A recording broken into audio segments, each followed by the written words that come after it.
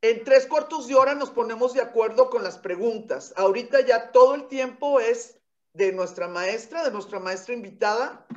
Yo aquí tengo unos datitos que me gustaría muchísimo compartir con nuestros amables asistentes. Primero que nada, el saludo, pues el más importante en nuestro caso, por parte del director Luis Martín Cano Arenas. Un agradecimiento, una bienvenida, y pues ustedes saben que todo esto se hace exclusivamente porque conocemos la vocación y la pasión por guardar, por resguardar, por mantener viva la Pinacoteca. Entonces, primero que nada, el saludo de nuestro director. En segundo, ya que estamos todos aquí, bueno, que estamos una buena cantidad de personas, la bienvenida a la conferenciante del día de hoy. Ustedes ya la vieron, ¿verdad? La maestra Jimena Martín Albo ahorita ya está caminando en su doctorado. En nuestra siguiente plática ya le vamos a decir doctora, Jimena Martín Albo. El día de hoy está con el concepto novohispano de la muerte, muy, pero perfectamente estudiado por ella. Ella es licenciada en diseño gráfico por la Universidad de Monterrey, maestra en artes visuales por la Universidad Autónoma de Nuevo León. Como les decía, actualmente realiza su doctorado en Historia del Arte en la Universidad de Santiago de Compostela. Como actividad profesional, imparte clases en el TEC Campus Monterrey y anteriormente en la Facultad de Artes Visuales de la Autónoma de Nuevo León y la Universidad Regiomontana. Sus líneas de investigación son la iconografía en la pintura novohispana y el arte mexicano en general. Ha realizado ponencias en la Facultad de Geografía e Historia de la USC, el Museo Nacional de Antropología en la Ciudad de México y en varios espacios de la Universidad Autónoma de Nuevo León. Además, por supuesto, de recorridos especializados en el Museo de Arte Contemporáneo de Monterrey, mi querido Marco, claro, y colaboraciones con la Fundación Eugenio Granel en Santiago de Compostela. El micrófono es tuyo, maestra, y pues encantados de tenerte por aquí. Ok.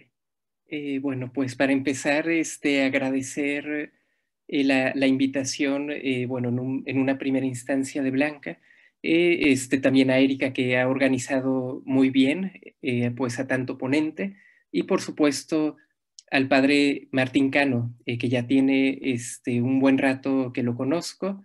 Lamentablemente tiene así de tiempo que no puedo visitar la Pinacoteca por lo mismo, ¿no? La última vez que estuve fue ya después del temblor y por ahí saludé al padre. Habrá sido por el 18, ¿no? Yo creo que en el verano del 2018, por ahí lo habré saludado. Y me quedé picadísima con ganas de subir, aunque sea con un casco o algo, para ver de nuevo estas pinturas. Y bueno, lo que yo busco con esta plática es acercar a un público general al tema de la muerte en el arte.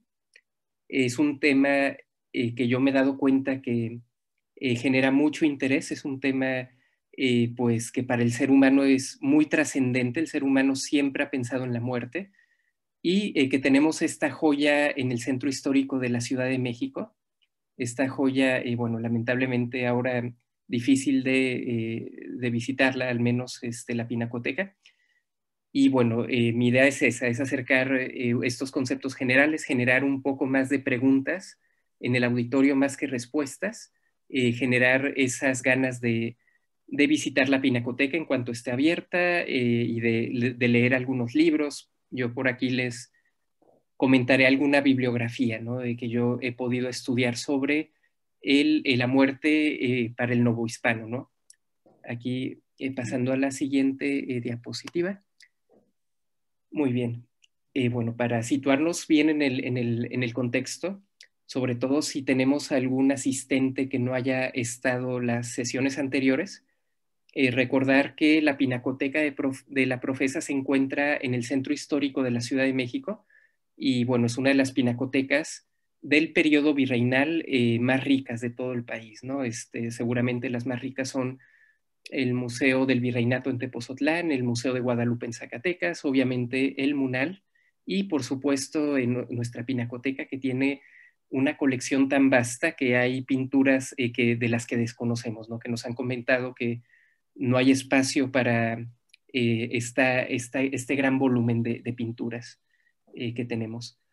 Aquí mostrarles una vista del templo de la Profesa. Es un templo dedicado al cuarto voto de los jesuitas, como lo hemos comentado anteriormente. A la derecha, una vista de la Sala de los Tres Siglos, si no me equivoco, esta es la de los Tres Siglos, que tiene una selección de los mejores pintores del virreinato y algunos del México independiente. Ok, bueno, esto era para contextualizar un poco. Estamos hablando de 3 siglos de creación artística.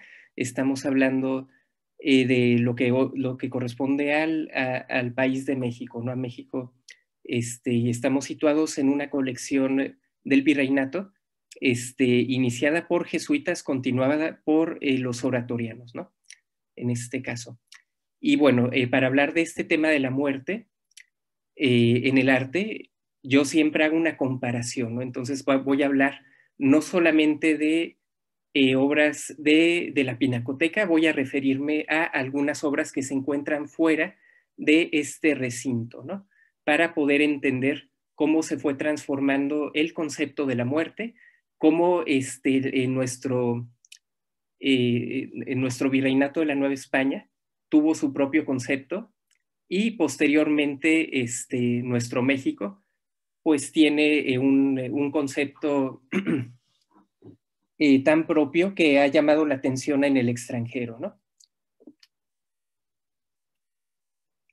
Ok, bueno, vamos a hacer un salto en el tiempo muy grande, ¿no? Vámonos a la antigüedad y vamos a referirnos un poco a lo que nuestros antepasados habrán pensado cuando encontraron un cráneo. Yo sé que encontrar un hueso siempre es impactante, pero el poder tener un cráneo, este antepasado de nosotros habrá tocado el cráneo, habrá tocado su propio rostro y se habrá dado cuenta que esos rasgos, que esas órbitas que en ese momento están vacías, corresponden a esa misma persona. Se identifica, se ve a sí misma y se da cuenta de que tiene una vida efímera, ¿no? Una vida que va a tener un fin, un recorrido, unos años, etcétera. Y bueno, en este caso, me parece que la mayor parte de las culturas han tenido eh, un, una búsqueda, un pensamiento sobre la muerte. Si nos vamos a los orígenes greco-latinos, en este caso es importante porque al final mucho de este pensamiento llegó directamente a partir del virreinato a México. Allá en Grecia y en Roma, yo he descubierto que habían dos variantes. He visto mucho en Pompeya, de hecho hice un viaje por allá a Nápoles, en Italia es esta famosa ciudad romana antigua, y tiene estos magníficos mosaicos, ¿no? En este caso vi dos ejemplos interesantes. En este caso tenemos en pantalla el memento mori, así se le llama a este género, y también tenemos una representación de un esqueleto que está tomando una copa, ¿no? Y básicamente el concepto que se refiere el segundo es el disfrutar tu vida, ¿no? Este esqueleto te está diciendo básicamente que tú en un futuro vas a ser como él, entonces que esta breve vida que tienes, pues tienes que disfrutarla, tienes que sacarle provecho. Y cuando hablamos de memento mori, usualmente se utiliza el puro cráneo, no se utiliza el esqueleto completo. Y el memento mori se refiere específicamente a una persona encargada de acompañar al emperador romano una vez que cruzaba el Arco del Triunfo, después de alguna gloria en batalla, ¿no? Después de alguna conquista.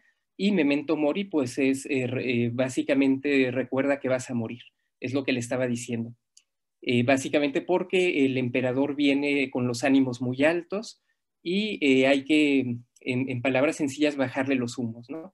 Y recordarle, tú eres un ser efímero, tú también vas a morir, entonces no te sientas tan superior. y aquí tenemos una alegoría romana, ¿no? En la que no me voy a parar mucho, pero para conocer un poco el origen que tiene en Occidente esta visión de la muerte, una visión que pueden ver que a pesar de que un cráneo es impactante verlo, en este caso no es una visión dramática ni demasiado trágica, ¿no? Como lo va a ser después. Si vemos qué sucedió en nuestro contexto americano, vamos a ver en el altiplano de México. Obviamente, bueno, en México hay muchas culturas. Las culturas del centro de México, se han localizado muchas de estas representaciones. Es una representación que tenemos la mitad del rostro esquelético y la otra mitad corresponde a un rostro carnado, ¿no? Que tiene una carne. En este caso hace referencia a la dualidad de la vida y de la muerte. En este caso estamos acostumbrados a una visión muy cristiana lineal, ¿no? Donde tenemos un principio, un desarrollo, obviamente el fin de los tiempos con el Apocalipsis, y ya es una visión lineal, con un principio y un fin. En la visión prehispánica es un ciclo, ¿no? La vida es a la muerte y los ciclos empiezan y terminan, ¿no? Esa es la visión que se tiene de la muerte en el Mesoamérica y es con lo que se encuentran los primeros evangelizadores cuando vienen al continente. Por aquí tenemos una capilla abierta únicamente para hablar de esas primeras tácticas que tuvieron los primeros evangelizadores para educar a los indígenas, para enseñarles esta nueva religión cristiana. Y como lo vimos en la plática anterior, que fue magnífica, nos comentaba el ponente un poco cómo esos primeros evangelizadores pues trataban de describir un infierno aparatoso, un infierno muy descriptivo. Aquí estamos viendo una capilla abierta en Actopan, Hidalgo, con esos instrumentos, con esa manera de torturar muy específicas, ¿no?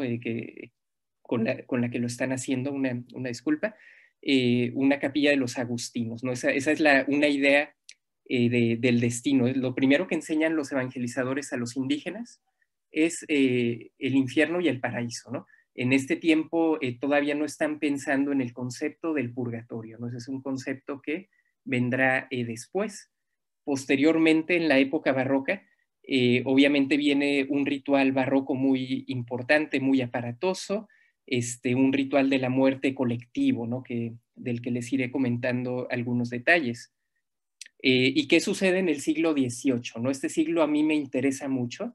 En la Profesa tenemos grandes ejemplos de arte de todo el siglo XVIII, una evolución de la pintura muy interesante, desde, por ejemplo, desde Cristóbal de Villalpando, pasando por Cabrera, hasta llegar a la academia, ¿no? Y ya a inicios del XIX.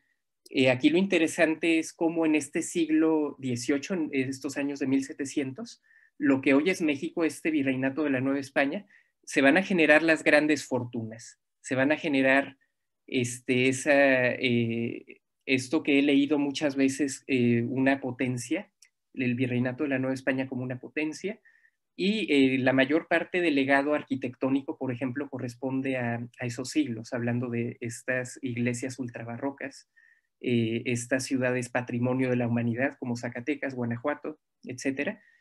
Y bueno, en esos años también es en los que se desarrollan el siglo de las luces en Europa y al continente nos irán llegando muchas ideas ilustradas, ¿no?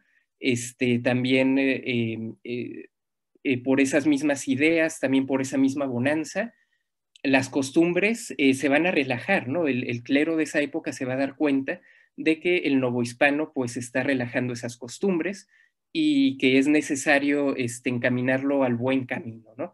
En este caso, si ya no le sirve el temor en las penas del infierno, nos van a empezar a hablar de la muerte como tal, la finidad de la vida, y van a utilizar unas nuevas imágenes, va a haber un resurgir de imágenes macabras en este tiempo, sobre todo a finales del siglo XVIII, ¿no? Aquí les pongo un ejemplo. También, la presentación pasada nos enseñaron la estampa en la que se basó, ¿no? Me impactó mucho ver esa estampa, yo no la conocía. Y bueno, podemos ver esa moda afrancesada en estos trajes, este traje de este personaje que lleva su su chaqueta larga, las mujeres, el baile. Y bueno, podemos ver aquí una inscripción que es una práctica muy mexicana en el arte, ¿no? El poner estas cartelas para facilitar la parte de entender la obra, ¿no? Aquí nos dice, para caminante, advierte que por siempre, final siempre has de tener feliz vida y triste muerte. Haz Elige cuál ha de ser, en tu mano está la suerte.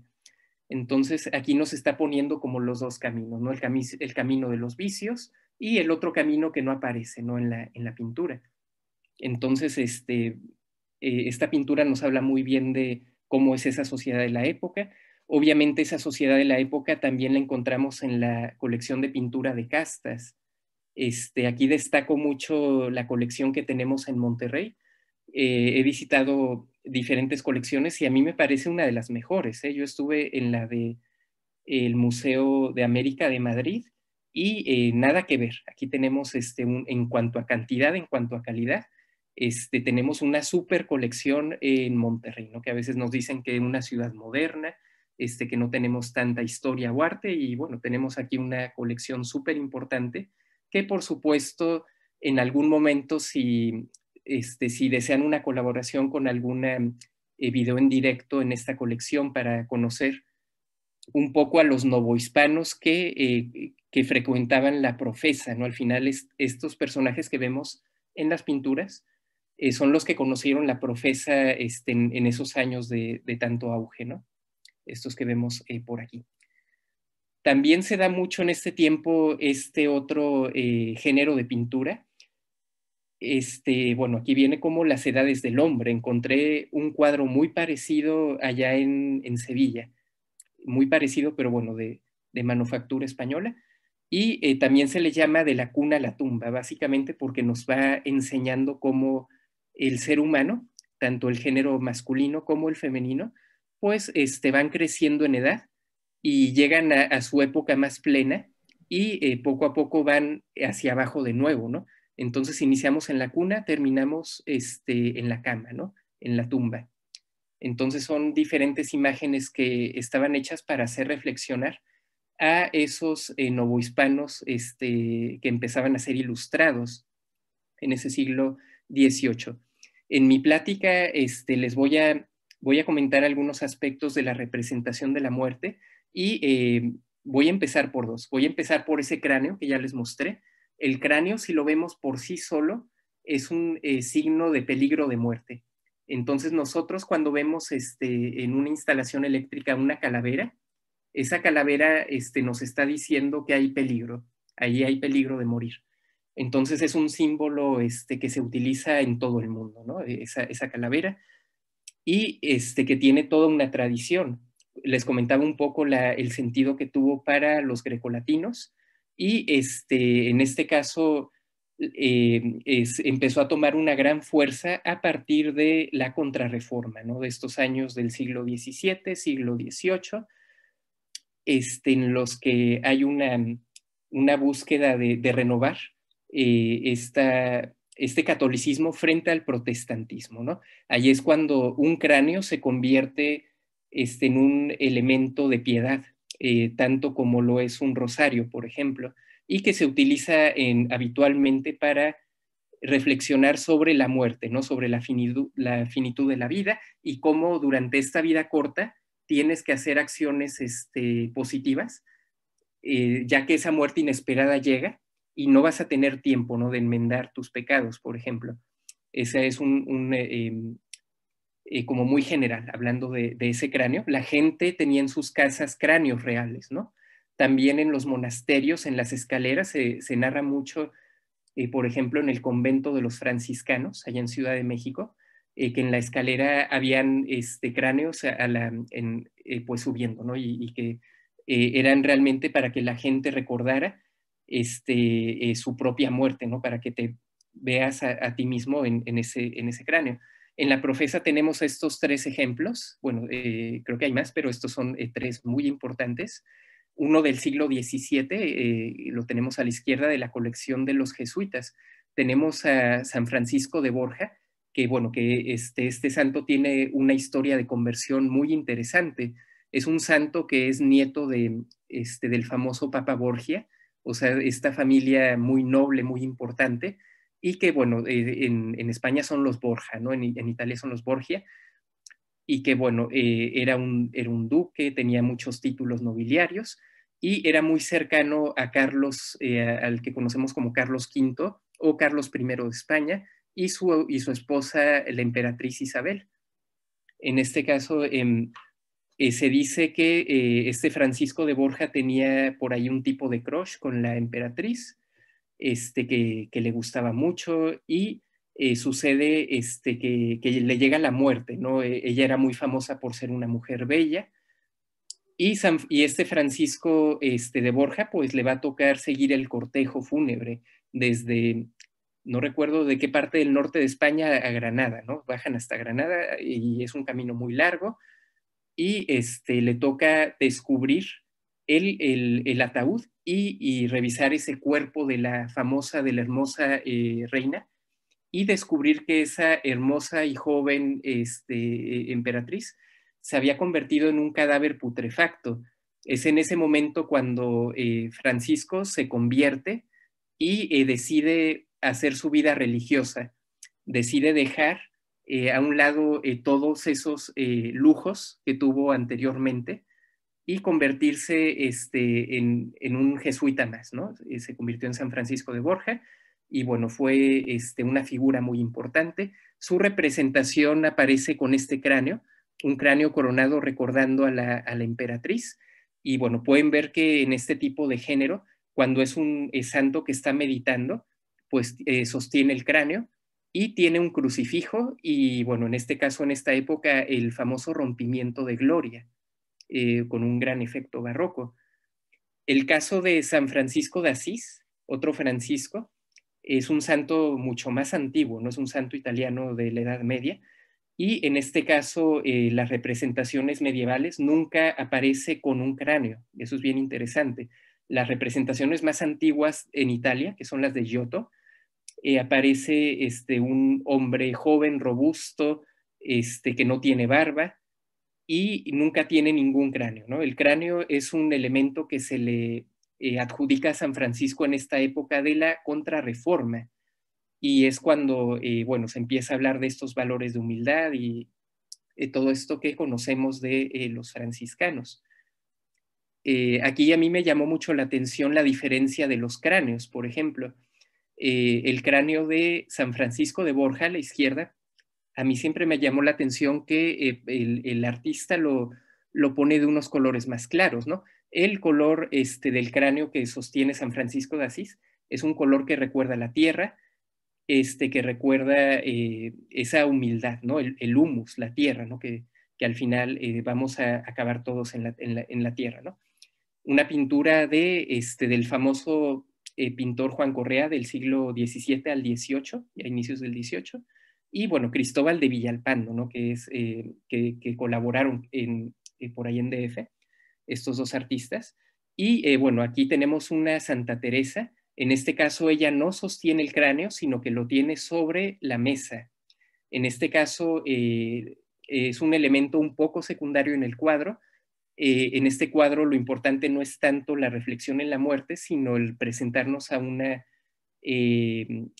doctora de la iglesia, ¿no? A una persona que hizo muchos escritos, una persona intelectual, y que, bueno, cualquier persona intelectual pues tenía en aquel tiempo su calavera, ¿no? Es parte de esa reflexión en la muerte.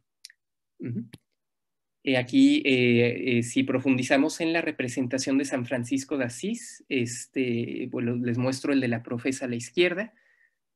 Tenemos uno de Villalpando de la Catedral del DF, que está muy cerca del coro, si no me equivoco. Y tenemos uno me parece que de Torres, aquí no encontré la referencia, en el convento, bueno, la Pinacoteca de Guadalupe, Zacatecas, ¿no? En este caso es un San Francisco moribundo el que tenemos por aquí. Y bueno, ese mismo cráneo, a mí también algo que me ha llamado la atención es cuando tiene el protagonismo el cráneo o cuando ese cráneo es secundario, como lo vimos sobre todo con Santa Teresa por acá. Y bueno, incluso en estos que es un atributo de los santos. Pero cuando el cráneo está por sí solo, muchas veces bueno, corresponde a el género pictórico que conocemos como vanitas.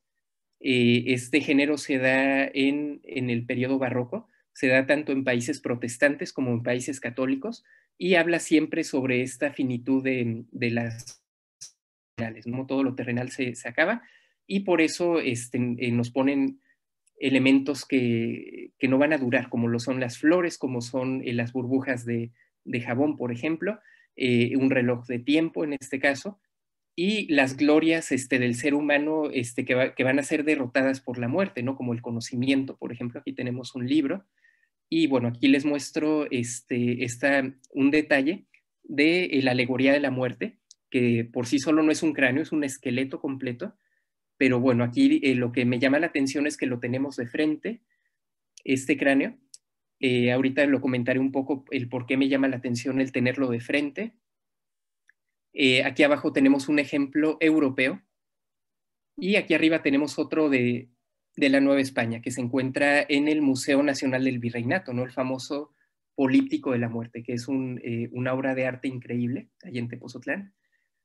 Y bueno, algo que me llama la atención es el hecho de tener una calavera frente a ti. Es una calavera que con esas órbitas vacías te está viendo, esa forma que tiene un cráneo, que naturalmente nos recuerda una sonrisa un poco perversa, por llamarla de alguna forma, y que, por ejemplo, el artista novohispano, si se fijan, las cuencas de los ojos los hizo a propósito ligeramente más cerrados, así como si nos lanzara un tipo de una vista más macabra, no sé, estos dientes también como machimuelo, el hecho de que cuentan con una mandíbula, no es lo mismo un cráneo con mandíbula que sin mandíbula, ¿no? Seguramente es un cráneo que nos está dando un discurso ético, este cráneo, o un discurso moral más bien.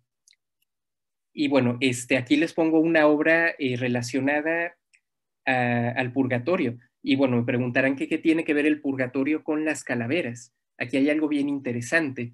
Muchas veces hemos escuchado, bueno, tal vez ahora menos que en el pasado, en esta época de Día de Muertos, los niños cuando antes salían y, bueno, era el me da mi calaverita, ¿no? El pedir la calaverita.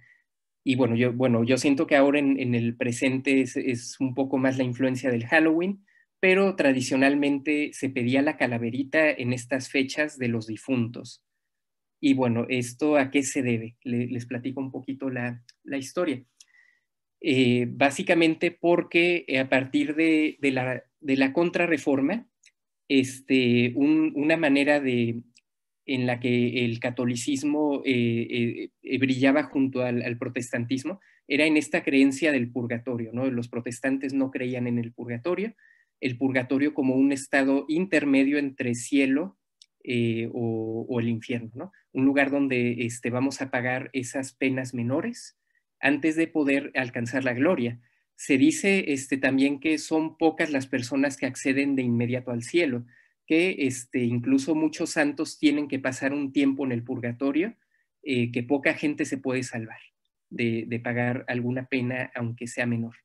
Y aquí lo interesante es la creencia de que las ánimas del purgatorio, que nuestros propios muertos, vamos a querer sus familiares que pasen menos tiempo en el purgatorio, que sufran menos tiempo en el purgatorio. Y una manera de ayudar a las ánimas del purgatorio era en estas fechas de los muertos, dar una contribución a los niños pobres, por ejemplo. Entonces de ahí apareció el me da mi calaverita. Y de esta manera estás haciendo un acto de caridad con este niño que representa, que toma el papel de las ánimas del purgatorio, ¿no? Para que nuestros seres queridos pasen menos tiempo, ¿no? En este lugar. Y bueno, aquí tenemos una Virgen del Carmen, que en este caso es una advocación, que en este caso, bueno, es famosa por esta insignia que sus fieles utilizan, y que es una promesa que hizo la Virgen de ayudar a subir fácil del purgatorio, ¿no? En este otro ejemplo que tenemos a la izquierda, este es un ejemplo en Guadalupe, Zacatecas, están utilizando estos objetos. Ahora se me fue el nombre de estos colgantes, ¿no? Escapulario. Los escapularios, Escapulario. gracias, me tenía la palabra aquí en la lengua. Directamente pueden ver cómo están usando los escapularios y los ángeles les están ayudando, ¿no? a salir de esas llamas del purgatorio. De igual manera, un donante podía donar dinero al artista que hacía este tipo de pinturas para retratarlo como una de las ánimas del purgatorio, ¿no? De esta manera adelantaban un poco ese tiempo de estar en el purgatorio. Es un tema interesante esta creencia del purgatorio, que mantuvo toda su fuerza seguramente hasta principios del siglo XX. Yo he visto muchas estampas muy famosas todavía a inicios del siglo XX. Y bueno, aquí para cerrar un poco esta parte sobre el cráneo, ese mismo cráneo cuando tiene un cuerpo, cuando es un esqueleto, su sentido ya no es un sentido de símbolo de la muerte, un recordatorio de peligro de la muerte, sino que es una personificación de la muerte. Aquí estamos viendo a la muerte como un ser, cuando lo vemos con un cuerpo. En este caso, mucho del impacto, mucho de las primeras imágenes que llegaron a la Nueva España tienen relación con la famosa danza macabra. La danza macabra es una serie de pinturas, un concepto de pinturas que se desarrollan en Europa medieval, la Baja Edad Media, si no me equivoco, que es cuando Europa fue asolada por la epidemia de la peste bubónica, por la peste negra, y que la mortandad era enorme, ¿no? Una de cada 3 personas moría, o sea, es una mortandad súper alta, y en el arte se empezó a representar lo que vemos en pantalla, ¿no? Aquí estamos viendo un ejemplo ya muy posterior, muy tardío, que ya corresponde al siglo XVI, ya a la etapa del Renacimiento de Hans Holbein, pero bueno, en la Edad Media es lo mismo, ¿no? Es básicamente una persona de cualquier profesión y siempre aparece un doble en calavera, que es el que lleva a danzar a esa persona, ¿no? Aquí lo interesante es que es una democratización de la muerte. En este caso, la muerte se puede llevar por igual inesperadamente a un rico, a un pobre, a un niño, a una mujer, a un anciano. Entonces, esto se convirtió en un género artístico muy popular en la Edad Media. La gente realmente podía reflejarse en todo esto y las clases bajas podían ver esas pinturas en murales. Posteriormente, Hans Holbein y otros artistas desarrollan grabados que pueden ser reproducidos de forma económica y que casi cualquiera podía acceder a tener unos grabados, ¿no? de esta época. Entonces, ese es el sentido. En esa Europa de la peste es una muerte horrible, ¿no? Una muerte espantosa por la naturaleza de esa enfermedad, y se está perfilando una idea de la muerte muy macabra, ¿no? Se olvida un poco esta idea macabra durante el Renacimiento, que es una etapa que tiene muchos avances, y todo esto va a regresar en la Contrarreforma, y también va a llegar a México por medio de los frailes que vienen a México de Europa y que vieron en Europa las representaciones de la danza macabra, ¿no? Todo esto es retomado, aquí les pongo un ejemplo de Valdés de Leal, que se encuentra en Sevilla. Sevilla tiene un hospital de la caridad, que en esos años, unos años de peste en el siglo XVII, si no me equivoco, hubo una persona de apellido Manara, si no me equivoco, o Mañara, que dio su dinero para desarrollar un hospital para la gente moribunda, porque había mucha gente moribunda por una peste que asoló Sevilla en el siglo XVII. Y lo interesante es que en la entrada de la iglesia hay 2 pinturas que les llamamos los jeroglíficos del tiempo, y en uno de estos aparece esta muerte que conocemos tan bien en Occidente, ¿no? Es una muerte que lleva una guadaña. Una guadaña es un instrumento del campo, para cortar el trigo. Es un instrumento que también no se conocía en México. En México pues no había trigo, pero en Europa es muy conocido y que representa, por un lado, el hecho de cómo con la muerte, al tener una guadaña, puede dar un golpe y cortar muchas vidas de un solo golpe, ¿no? Que es inesperada esa muerte, que es una muerte peligrosa, una muerte incluso aquí en claroscuros, ¿no? En un estilo muy tenebrista, una muerte que es la vencedora, ¿no? Pueden ver que está venciendo, que está pisando el mundo, está pisando las grandes glorias, ¿no? Por ejemplo, aquí hay una mitra sacerdotal, hay unas coronas también de reyes por aquí, el conocimiento, y la muerte termina con todo, ¿no? También la muerte por eso se relaciona con Saturno, Saturno el dios del tiempo de los romanos, porque el tiempo vence todo, ¿no? Y Saturno tiene elementos iconográficos muy parecidos a la de la muerte con guadaña, ¿no? Que estamos viendo. Entonces aquí a México llega también esa imagen por los propios frailes. Aquí tenemos un ejemplo muy antiguo, ¿no? Allá en el convento de Malinalco, es una danza macabra propiamente porque aquí la muerte se lleva a danzar a este fraile, una muerte también como las que vimos en Europa. Entonces, podemos ver que llega esa influencia. Incluso hay un escrito de un investigador español que se llama La muerte occidental cruza el Atlántico, si no me equivoco. Hay un escrito por ahí muy interesante. Aquí en México pueden ver que llega con este instrumento de campo y también llega con este carcaj, estas flechas, este arco, porque básicamente es una imagen que entienden mejor los indígenas, ¿no? Los indígenas que saben utilizar el arco y la flecha. Entonces se entendió muy bien este mensaje. Esta muerte que lleva esta corona porque es la que está venciendo, ¿no? Aquí tenemos un ejemplo en Guanajuato, la Pinacoteca Jesuita.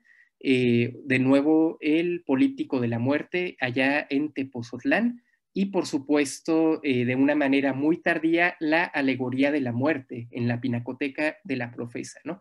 Ahí por los años 50 del siglo XIX. Hablando de esto, bueno, respecto a los esqueletos. Después hablaré un poco más de esta pintura, de la alegoría de la muerte. Hay mucho que decir.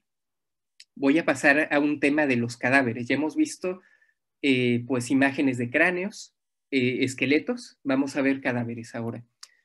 En este caso, la Pinacoteca de la Profesa tiene esta obra, una conversión de San Francisco de Borja que hizo Miguel Cabrera y que continuó otro artista. Ahora se me fue el nombre de este otro artista del siglo XVIII que puso esta cartela y continuó una serie de conversiones de santos. Aquí lo interesante es esta historia que les comentaba sobre San Francisco de Borja, cuando es retirado el velo del cadáver de la emperatriz, de la emperatriz de España, y descubrir que ese hermoso rostro no es más que un cadáver lleno de gusanos. Aquí traté de poner un acercamiento para ver un gusano con todo y un tipo de patitas, unos insectos, aquí unos gusanos blancos. Una vez la vi de cerca, no la vi en la Profesa, está un poco alta, pero la trajeron a una exposición en Monterrey, en el Museo de Historia Mexicana, y la vi de cerca y es una maravilla el detalle que tiene esta obra. Aquí podemos ver el impacto de San Francisco de Borja, esos ojos saltones al ver esto, y tenemos este efecto de desagrado de las personajes de atrás. En este caso, yo quise compararlo con una obra española del mismo tema. Tenemos lo mismo por aquí, pero es una pintura de retablo que se encuentra en Madrid del siglo XVII, es un poco anterior. Pero a mí me llama la atención cómo aquí en México tenemos la presencia de la cartela, esta necesidad de educar, por ejemplo, esta necesidad pedagógica por parte del arte y de la iglesia, ¿no? A la comunidad. Y bueno, que realmente el de la derecha es un poco más de iglesia, ¿no? En este caso no se dan la libertad de ser tan dramáticos con la putrefacción, ¿no? Que tenemos por aquí, a la derecha, con la emperatriz. A ver cómo vamos de tiempo. Voy a apurarme un poquito aquí, cuando lo preparé, pensando que lo iba a hacer un poquito más rápido. Hablando de cadáveres y, bueno, de moribundos, en general, de gente que está... Escucha, jugar, perdí, no importa. Me divertí mucho, tengo la herida. Mucho, mucho. Bueno, De verdad, intenté silenciar, creo que no funciona silenciar. Tiene oportunidad de ser la reina. La señora Gabriela No Cázares puedo con el título. Caroline se reencuentra con su chofer. ¿Qué tal su día de compras? Listo. Ah, gracias. Muchas gracias. Disculpa. Gracias. Ay, bueno, ahí ya me adelanté. Sí, les comentaba sobre un cadáver, hay mucho de qué hablar, ¿no? Entonces voy a tratar de resumir un poco. No sé por dónde empezar. Las dos obras de la derecha corresponden a la Pinacoteca de la Profesa. Voy a empezar de derecha a izquierda. Empecemos con San Francisco Javier, otro Francisco, ¿no? Ya hemos visto varios Franciscos por aquí. También es un jesuita. Este jesuita es famoso por intentar llegar a China, no evangelizar. En ese camino termina en el Japón y, bueno, por ahí, diciéndolo a grandes rasgos, ya para no extenderme, es donde es abandonado. Podemos ver unos barcos que van abandonando al santo. Vemos un donante con la indumentaria japonesa, ¿no? Y tenemos aquí a San Francisco Javier muriendo, ¿no? Ya moribundo, con unos ángeles músicos que están por recibirlo, ¿no? Es una imagen muy impactante y para mí es mucho esta idea de darle un ejemplo a los fieles de cómo es una buena muerte, ¿no? Cómo deben de morir. Aquí nos ponen el ejemplo de un santo. Otro ejemplo es el del propio tránsito de la Virgen, que si bien no es una muerte, se dice que la Virgen realmente fue una dormición, que durmió y subió en cuerpo y espíritu, igual que Cristo. Pero bueno, en este caso se nos retrata con una posición en las manos muy parecidas a la práctica funeraria, con esta corona de flores muy parecida a las monjas coronadas, ¿no? Y en este caso, recalcando mucho esta necesidad didáctica de cómo morir, enseñar el cómo morir a los fieles. A la izquierda tenemos una imagen inspirada en el Ars Moriendi, es el arte del buen morir. En este caso, el arte del buen morir era un instructivo en la Edad Media que fue muy popular y que enseñaba cuáles eran las tentaciones del diablo, las tentaciones para que en el último momento perdieras esta batalla. Es un tipo de batalla que se da en el hecho de muerte.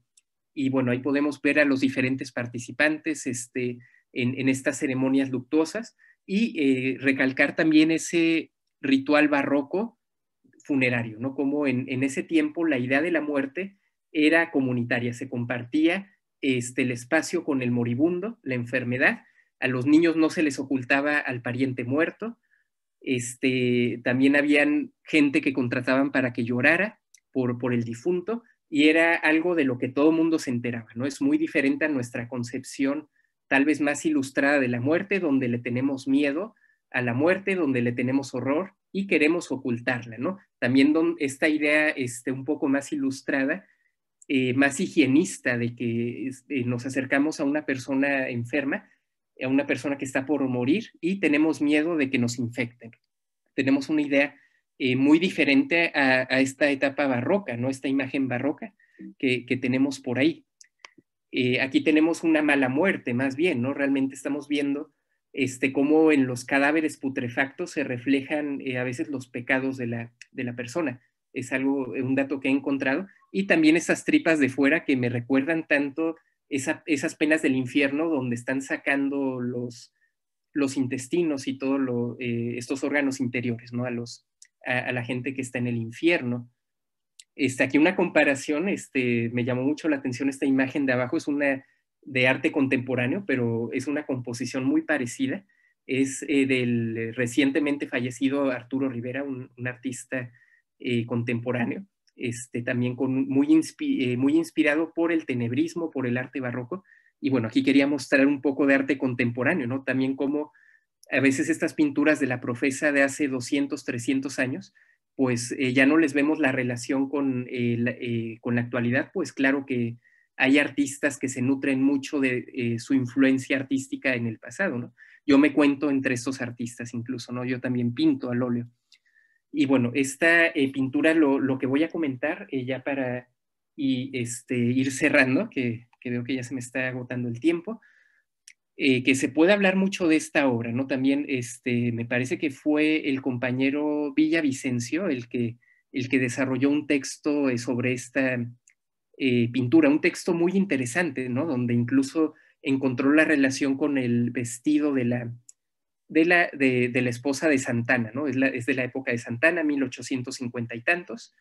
Y bueno, aquí lo interesante es que retrata a una mujer desdoblada, ¿no? Una mujer vanidosa del lado izquierdo, una mujer que lleva elementos del vanitas, como esas flores que se van a echar a perder, como los perfumes, como todos estos elementos de lujo, ¿no? El espejo, ¿no? Que el espejo en este caso tiene ahí un elemento de vanidad. Y del otro lado tenemos un cementerio. Ahora, aquí en lo que me quiero fijar un poco es en el cementerio. Aquí les pongo un acercamiento al cementerio. La idea de los cementerios es una idea ilustrada. Anteriormente los cadáveres se enterraban en los atrios de las iglesias, en el interior de las iglesias, porque era un lugar santo, ¿no? Para que nuestros antepasados estén protegidos, ¿no? Por Dios, estén en un suelo santo. Y ahí es cuando llegan las ideas ilustradas de Europa, llegan a México, y los ilustrados están haciendo proyectos para desarrollar cementerios. Ahora el concepto de cementerio es siempre alejado de la ciudad, es como la ciudad de los muertos, es lo que no queremos tener dentro de la ciudad, por la cuestión higiénica, ¿no? Es uno de los grandes, de lo que comentan, ¿no? Los higienistas, los ilustrados de esa época, y también en esos momentos la propia iglesia en el siglo XIX va a escribir mucho sobre cómo estos cementerios no están bien cuidados. Por ejemplo, el cuerpo es muy importante para el catolicismo, ¿no? Entonces ese cuerpo tiene que conservarse hasta el final de los tiempos para la resurrección y todo esto. Entonces se narra que, bueno, que en estos primeros cementerios que no estaban bien cuidados, a veces andaban los perros o andaban sacando alguna parte de algún cadáver, o habían saqueadores de tumbas, ¿no? Que llegaban a buscar las joyas de la gente. Entonces, realmente es como una condena, ¿no? También se está condenando un poco la situación de los cementerios, tan alejados de la ciudad de los hombres, y bueno, perdiendo tanto esa dignidad que tiene nuestros muertos, ¿no? A ver, voy a ver si tengo algo más por aquí. Aquí hay uno de los proyectos que hizo el propio Manuel de Tolsá, quien fue quien renovó el interior de la Profesa para hacer un cementerio en las afueras. Es un cementerio que, si se fijan, recuerda a una ciudad que tiene sus manzanas, que tiene sus calles, ¿no? Incluso es una idea muy neoclásica. Lo podemos ver por estas dos calles que nos recuerdan las dos calles principales de una ciudad romana, ¿no? El Cardo y el Decúmeno, creo que se llama la otra calle. La fachada de la iglesia con su frontón, con sus columnas clásicas, los famosos cipreses, ¿no? Que los cipreses siempre van a tener una relación con los cementerios, ¿no? Entre lo terrenal y ¿cómo se llama? Y el cielo, ¿no? Entonces, a ver cómo andamos de tiempo. Bueno, no me gustaría quedarnos sin tiempo para preguntas. Por ahí había puesto algunas imágenes extra, pero aquí he llegado como a lo fundamental, ¿no? He hablado un poco de la muerte para el novohispano en su representación, la problemática de los cadáveres. Ya lo que me he saltado un poco es el destino después de la muerte, ¿no? Ahí solamente hablé un poco del purgatorio. Pero bueno, me parece que aquí podemos dejarlo para ver preguntas. Pues con muchísimo gusto. En primer lugar, felicitaciones. Qué ordenado, qué estructurado. La pausa, el pausado de tu voz, maestra, nos da oportunidad a los asistentes de poner en orden las ideas, porque no estamos aquí solamente para estar con las imágenes o para reafirmar lo que ya sabemos. Las personas que estamos aquí quincenalmente es porque realmente queremos aprender más cosas. Entonces, pues de veras, Un abrazo muy, muy fuerte de mi parte. Muchas gracias. Y ahorita van a empezar ciertas preguntas. Empezamos con la primera, el señor Agustín Solano. ¿Sigue habiendo cofradías o agrupaciones religiosas de la Buena Muerte que pidan obras artísticas sobre dicho tema? Bueno, no me consta aquí en México, pero en España sí que las conocí. En España, cuando vivía en Santiago de Compostela, bueno, yo sobre todo fue en Compostela, también estuve en Cáceres, que hay una mayor devoción que en el norte, y allá sí las encontré. En México, no lo sé. Tal vez es posible, no sé si alguien más pueda profundizar en México, pero en España sí las conocí. Correctísimo. Nos dice también la misma asistente que sí, supongo que se refiere a nuestro México, ¿verdad? Que sí hay retablos con temáticas de la Buena Muerte. Bueno, sabes que en la Profesa hay un ejemplo de la muerte de José, de San José, que se ve como un ejemplo de buena muerte porque murió entre la Virgen y Cristo, y bueno, que al final también se convirtió en el patrono de la buena muerte y de la Nueva España. Y bueno, yo conozco, por ejemplo, bueno, retablos de San José hay muchos, ¿no? Hay uno magnífico en Tepozotlán.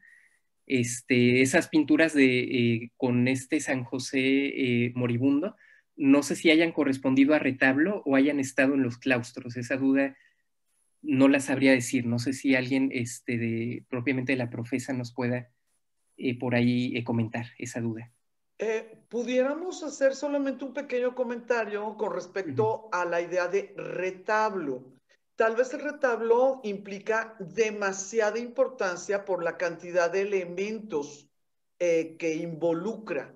Por lo tanto, bueno, me daría la tarea de investigar un poco más y lo ponemos en la página de Facebook, pero sí podemos sentir que en altares secundarios, no como retablo en sí, sino como decoración de altar secundario, sí encontramos ejemplos magníficos, por ejemplo, de la Buena Confesión, donde se incluye no a personas sentadas confesándose, sino a moribundos ayudados por ángeles para hacer una buena confesión.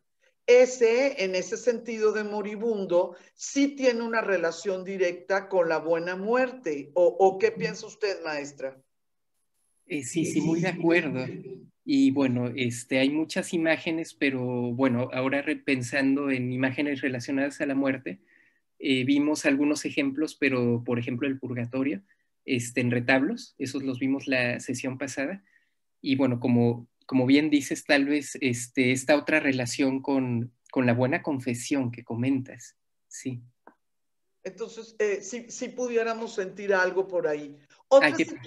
Otra situación, maestra, me llamó la atención y por ahí a otra persona, pero un poquito más arriba de los chats, le llamó la atención la transición de la importancia de los estigmas de San Francisco de Asís en siglos cercanos a su fallecimiento, comparado con la importancia del cráneo en contraste con la presencia tan clara, ¿no? De estigmas. Conforme cambian los siglos, cambian las atribuciones y pues si quisieras platicarnos un poquito con respecto a este contraste, ¿verdad?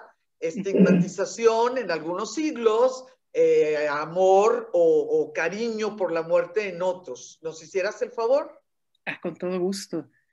Bueno, lo interesante de San Francisco es que existen muchas series completas, tanto en México como en Europa, y como bien dicen, las más tempranas de Europa que corresponden a la época de Giotto, en la Edad Media, antes del Renacimiento, los años de 1300, 1200, por ahí 1300, no recuerdo, y que son pinturas murales increíbles, allá en la Basílica de Asís sobre todo. y bueno, que aparece un santo imberbe, no tiene barba, un santo de una manera muy distinta, ¿no? Es como brincar de algo muy feliz, muy amigable, a brincar a esto que vemos en pantalla, ¿no? Claro que hay un impacto increíble. Ese santo que en muchas representaciones aparece predicando a animales, aparece predicando a los pájaros, aparece predicando a los peces, ¿no? Es un santo que a mí me encanta por eso, ¿no? Un santo que incluso se dice que fue vegetariano, un santo muy amigable en ese sentido, ese brinco, y que, bueno, realmente fue de los primeros santos que empezaron a utilizar este emblema de la muerte, y que, bueno, los primeros ejemplos seguramente se dan con este artista español de apellido Zurbarán. Este Zurbarán es el primero que empieza a recalcar el aspecto cadavérico de San Francisco, lo pone extremadamente flaco. También si se fijan, San Francisco de Borja se ve un poco más gordito, ¿no? Se ve más cachetón, si se fijan. También me parece que por lo mismo de que es una organización religiosa de mucha abundancia, ¿no? También de un estado de nivel económico muy alto, los jesuitas, y los franciscanos más bien siempre eran los educadores de los indígenas, ¿no? Educadores de criollos por aquí, educadores de indígenas. Entonces, una interpretación personal pudiera ser que se estaba enseñando a los indígenas a ser bondadosos, a ser sencillos, a aceptar esa pobreza, ¿no? Es una interpretación que me estoy armando. Si se fijan, recalcan demasiado ese humus, ese café, ese color que utilizan los franciscanos en su manto, que es el color de la pobreza. Hasta el cráneo es café incluso, ¿no? Es algo que me llama mucho la atención. Por aquí es blanco, que es el color de la pureza con los jesuitas, ¿no? Que es una orden de clase alta, ¿no? De criollos. Correcto. Acá igual, ¿no? En estos ejemplos. Me parece que es por la transformación, por las necesidades del tiempo y porque el contexto italiano medieval es muy diferente al contexto novohispano. No, pues muchísimas gracias. Y la maravilla de que seamos muchos pensando, muchos en el tema y bueno, gente respetuosa. Tenemos una asistente maestra que nos está diciendo que en Guanajuato existe una parroquia del Señor de la Buena Muerte y lo acabo de aquí como que checar y ya tenemos, es en el Saus de Armenta, Guanajuato, México. Entonces, bueno, pues ya tenemos ahí otro puntito, otra puntita de hilo, ¿verdad? Otra puntita de hilo. Una persona que se llama Luz Jiménez nos dice que tiene que haber una segunda conferencia porque este tema es súper interesante. Pues miren, la hermosura es que tenemos este ciclo son 10 conferencias, pasa verano y regresamos con otras 10, entonces bueno, qué bueno. Una pregunta más, maestra, que digo, lo podemos ver aquí y lo pudimos ver con Santa Teresa muy específicamente, aunque es muy interesante la forma en que se trató, y con San Francisco de Borja, que ni siquiera es simbólico, es casi concreto. El contraste de la presencia del cráneo como muerte y las tentaciones terrenales como el peligro. A mí me encanta el gato presente en la pintura de Santa Teresa. Ella no tiene joyas, pero el artista, que estamos hablando nada más y nada menos que Villalpando, no pudo omitir la posibilidad de una tentación, aunque fuera en una celda de monja. ¿Nos quisieras decir algo acerca de esa binomio, ¿no? Tentación y por un lado y el anhelo de una buena muerte. Bueno, a mí se me hace muy curioso ahora que lo mencionas. Estaba leyendo, de hecho por aquí tenía el libro, un libro, bueno, lo tengo por ahí perdido, un libro que saqué de la biblioteca del TEC y que no he podido devolver, de hecho, que habla en general sobre ese barroco, no recuerdo si es el autor Reu o bueno, es un francés, y que comenta que en este barroco se dan en las pinturas las grandes pasiones, ¿no? La pasión, por ejemplo, del éxtasis, que ese éxtasis, esa sensación apunta hacia hacia el amor, pero también hacia el sexo, ¿no? Y por el otro lado tenemos los grandes martirios, ¿no? La representación de martirios, que es la muerte, ¿no? El camino a la muerte. Entonces siempre tenemos esta lucha entre amor y muerte, ¿no? Entre psique y tánatos, esa lucha entre estos dos. Y a mí me parece interesante que aparezca con esta santa, que bueno, que es famosa por ese famoso éxtasis que también hizo Bernini allá en Italia, y que me parece que sí son esas dos grandes pasiones, ¿no? Tiene una mano en el conocimiento, que también está aquí el cráneo, que al final es un recordatorio de esa muerte. Esta mano, no sé si esté apuntando a la tentación del gato, por ejemplo, que lo tiene aquí abajo, y aquí hay unas diagonales muy interesantes, ¿no? Que el verbo y el Espíritu Santo, y aquí el patrono de la muerte, de quien hablábamos, San José con el niño, ¿no? Aquí está el patrono. Hay dos elementos de la muerte realmente, no es el puro cráneo en esta pintura.